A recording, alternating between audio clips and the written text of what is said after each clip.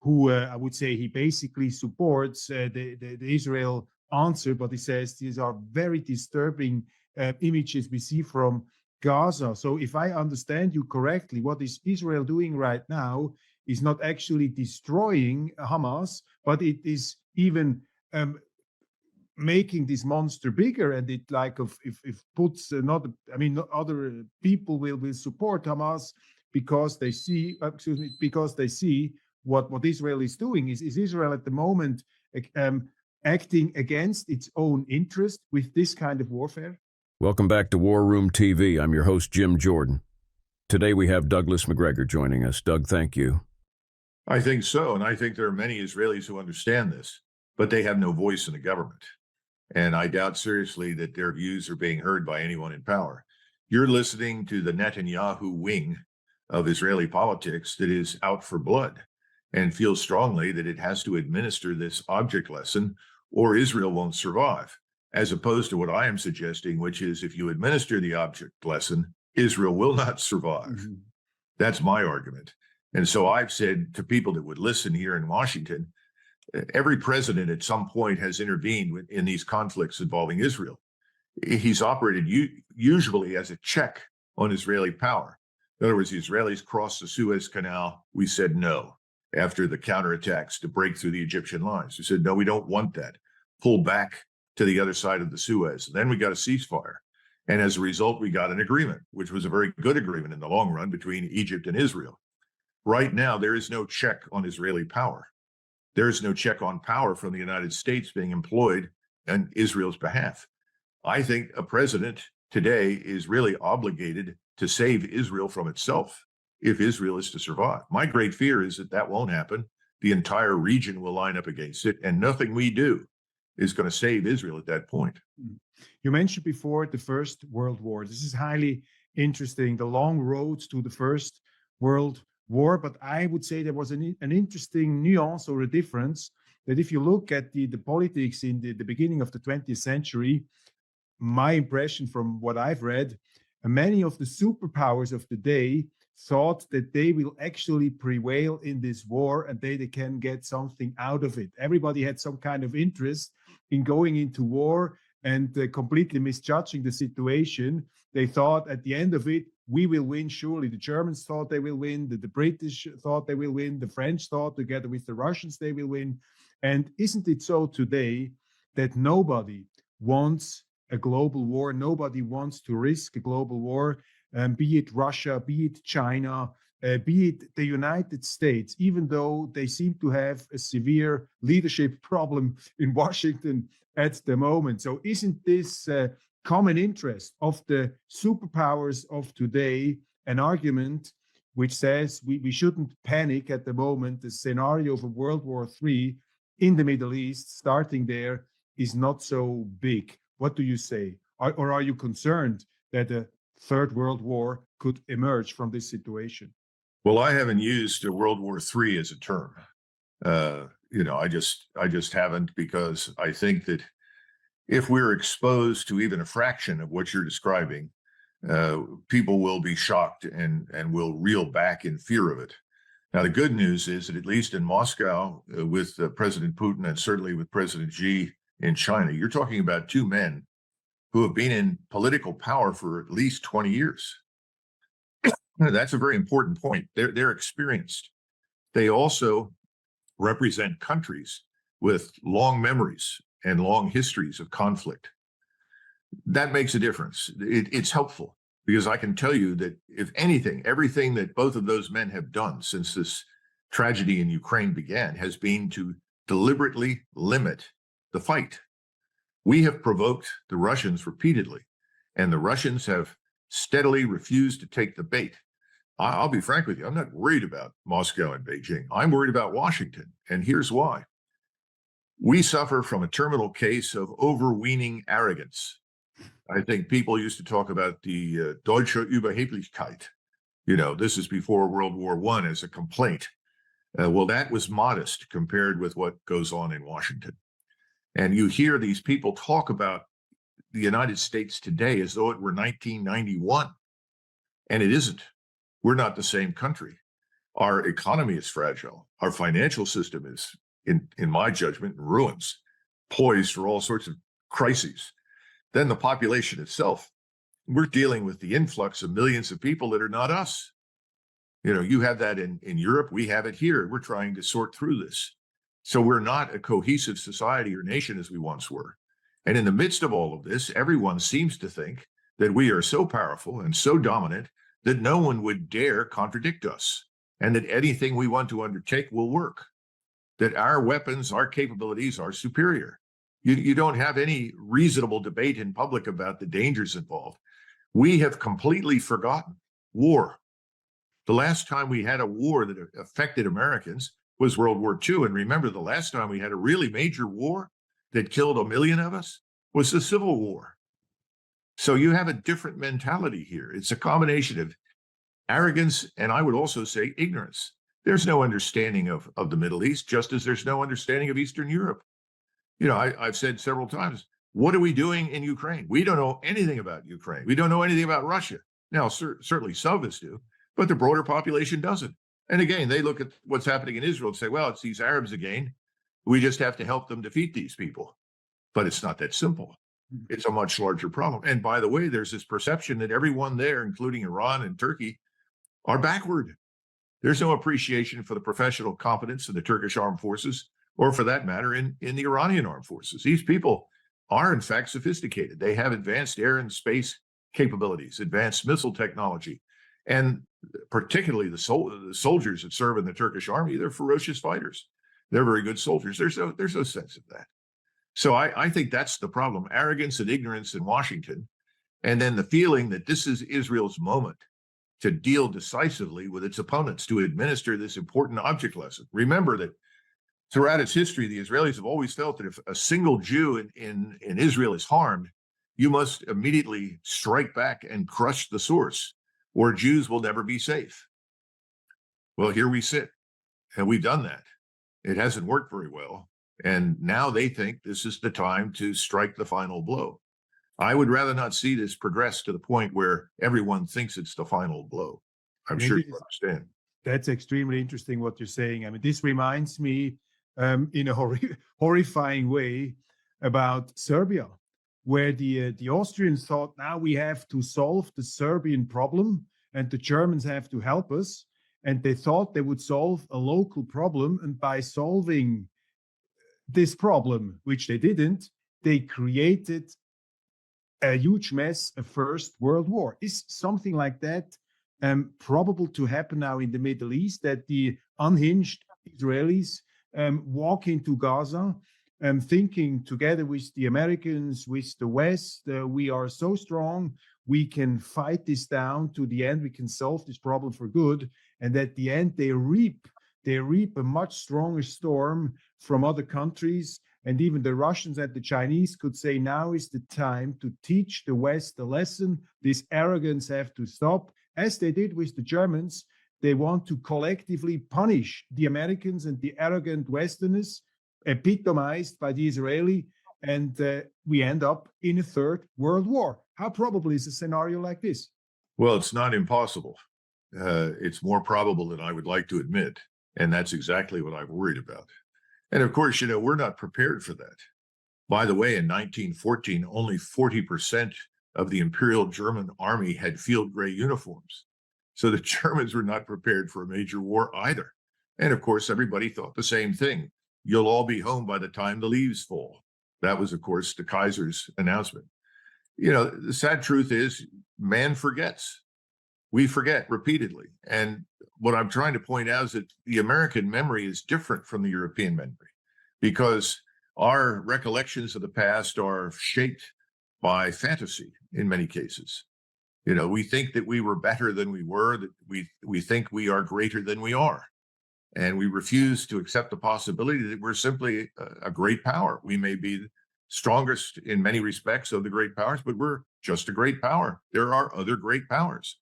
That's a problem. And no politician wants to stand up and tell Americans the truth. They all want to stand up and say, we're the greatest people in the world. There's nothing. Listen to Biden. He's talking as though it's 1941. Lindsey Graham. Yeah, I mean, it's absurd. People are out of touch with reality. And all this World War style rhetoric is large, I would say, is falling on a lot of deaf ears. It's back to what I said at the beginning. Most Americans aren't really engaged anyway. Mhm. This conversation is taking a turn, which is probably too depressing for me to bear. So therefore, I have to desperately find a beam of hope at this point of our discussion. Now, I will offer a beam of hope to you, Colonel Macgregor. I've just read in the summer vacation, I've read late enough, I read War and Peace by Leo Tolstoy. And Leo Tolstoy offers a very interesting theory. He says the politicians, the Napoleons of this world, they are highly overestimated. What really matters is the collective will of the people. And you said something very interesting just before. I mean, you say a lot of interesting things, but something particularly interesting was when you said countries like Russia and China, they have a collective memory.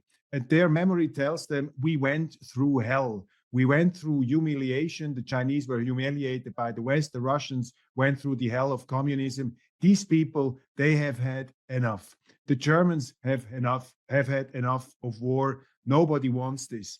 Only the Americans, as you say, they're probably a bit too self-confident.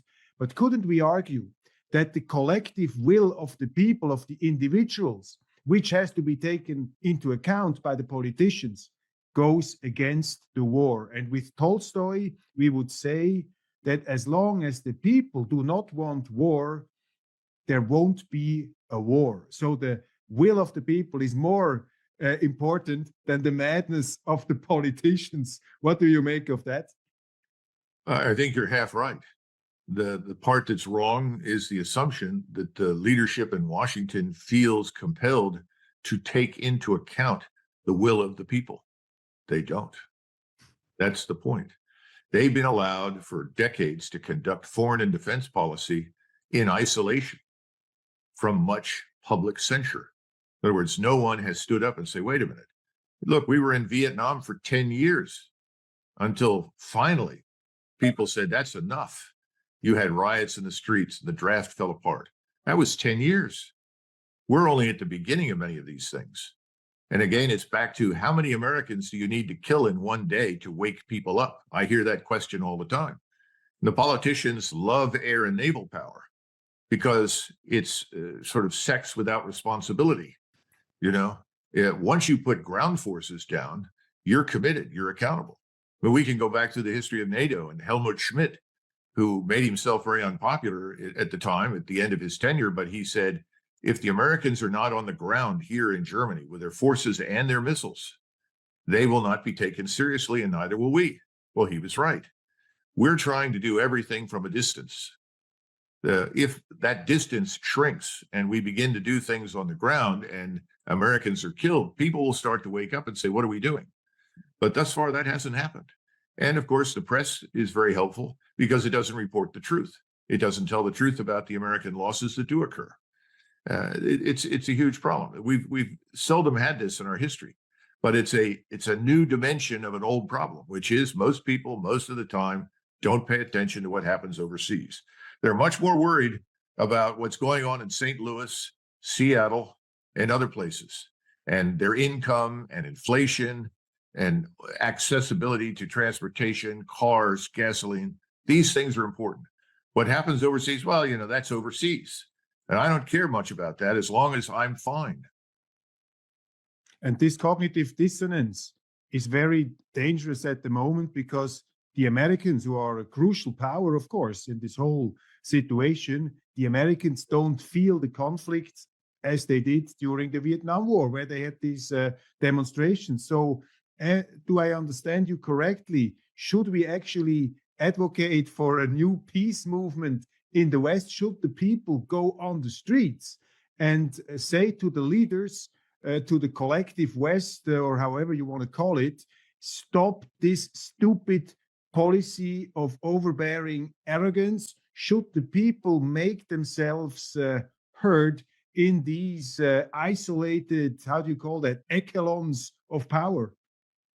Well, you could try, but the problem is in the United States right now, most of that would be regarded as it was certainly for the first 5 years or so in Vietnam as evidence for treason.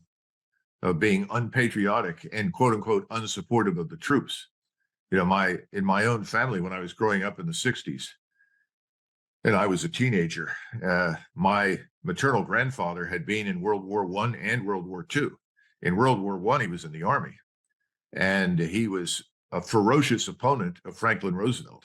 He hated Woodrow Wilson, and whenever the topic of war would come up, he would, say, these people were catastrophes. We shouldn't have been in any of these wars. My mother would argue with him. She lived through the Second War, and she said, well, we have to be supportive of the troops. And he would say, if you support the troops, bring them home. Well, of course, he was right. He'd been there in 1918. He thought the whole thing was a travesty, should never have happened. He was correct. But, that's a long time ago. And there aren't many of us around right now. I remember as a child, he was explaining to me his great uncle's experience on the battlefield at Gettysburg, where his great uncle lost the lower left portion of his leg below the knee, lying on the battlefield to be picked up by Confederate medics who then turned him over to Union medics, and he survived. Not many families are like that. And I grew up with all of that. So I always understood what the military was about. And I understood the risks involved. I don't think that's widespread right now in the United States. So there's no easy answer. Now, one last point, though, to bring up about World War I. Remember that the British had almost, by European standards, no army. They had roughly 250,000, of which they could ship 150,000 to France. And that army was almost exterminated in the first few months of the war. I wrote a chapter in my book, Margin of Victory, all about the British Expeditionary Force. And the British foolishly thought that they would win the war in a great sea battle in the North Sea against the German Navy. Stop and think about that. Which never left the harbor, by the way, the German Navy. Well, actually, it did. It fought at Jutland. It did, Helgoland. They fought a major battle, and they did very, very well, but they were never large enough to overwhelm or defeat the British blockade. But my point is, there's a similar attitude in the United States, that things can be managed and orchestrated from a distance, from afar, that, putting large numbers of your own people at risk is unnecessary. That's what the British thought. Well, they had 800,000 dead from Britain alone as a result. We don't understand these things. We are as confused and deluded about military power as the British were, because again, we're an island. People don't get it. We're not a continental power. Mm-hmm. So all of this is why I've argued repeatedly since the 90s. I remember having a wonderful conversation with the German chief of staff, a very wonderful man named Stuckmann, Guido Stuckmann. And I said, the Europeans have to have their own command and control. They have to take control of their destiny. He agreed. But he said, how do we get people to do it? Everyone was essentially punting, as we would say, the ball to us in Washington. Put your future in the hands of the Americans. I think we should be allies. I think we should be supportive of each other. But turning everything over to us, I think, was and is a mistake. We are both synchronically dressed in black, which adds to the gloomy atmosphere of our discussion. So I cannot let you walk off, Colonel Macgregor, without a last attempt to find the silver lining at the horizon. Where is the beam of hope? Where is the source of optimism that you see? Where is this silver lining, the light in the dark tunnel? Do you see one? I don't see how you remove the current ruling class in Washington from power soon enough to make any difference. That's the problem. I just don't. You'll have more success removing your problem children from power in Europe because, of course, you have a parliamentary system in most cases, the exception, of course, being France. We don't. And we have what we've got until there's another election, I suspect, or there's an implosion of some other kind. Who knows? But the bottom line is that I wish I could give you a more optimistic assessment at this point, but I can't. I have to read the so-called tea leaves as I see them, and that's what I see right now. And I think it's the culmination of all the various influences that I described. And remember that people like me are condemned routinely in the United States for our quote-unquote isolationism. But it was isolationism, if you want to call it that, which it's misleading because we did business with everyone in the world. This is long before the regime of sanctions. And that was our goal. Our goal was, as Washington put it, to be the world's engine of economic prosperity, not to invade other people's countries. We lost our way. World War I was the beginning of that, and we've never regained it. That's the best that I can tell you. Hopefully something will change that. But in the near term, I am not optimistic. Mhm. So let's rebrand the word isolationism in a more positively sounding leave the people alone from time to time, or try to put, this is how I would interpret your argument, to prevent the Third World War. There have to be voices in politics who start to put pressure on these belligerents and say, okay, let's cool it off, let's cool it down, and this should be the United States of America. But unfortunately, even though your president did utter some words in this direction, but the pressure from the United States at the moment on Israel not to overreact is not there. But this would be the way to stop World War III, to put some flames out, to put pressure on Israel at the moment. Would that be a way to avoid? Yes, I think if Eisenhower were to be summoned from the grave and restored to the presidency, this would all stop, because he had a very vivid picture of the Second World War. He knew that our limitations were significant. He knew what the American people would and would not tolerate, and what they could and could not do. In other words, he had a sense of limitations. Putin has a sense of limitations. Xi has a sense of limitations. We have none. Just listen to Biden. Oh, come on now. We can support two world wars at once. We have a $33 trillion national sovereign debt. We've exported our manufacturing base overseas, not because the Chinese took it, but because we saw benefit from shipping it out and making money in our elite classes. And we've opened our borders and let anybody in, and we've stopped enforcing our laws, and criminality is raging out of control. But we're the greatest nation in the world. There's nothing we can't do.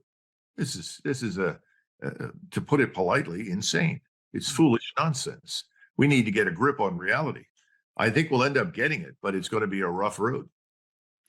Well, Colonel, this brings me to the absurd conclusion that the last hope of the West are Vladimir Putin and Xi Jinping, the probably last more reasonable.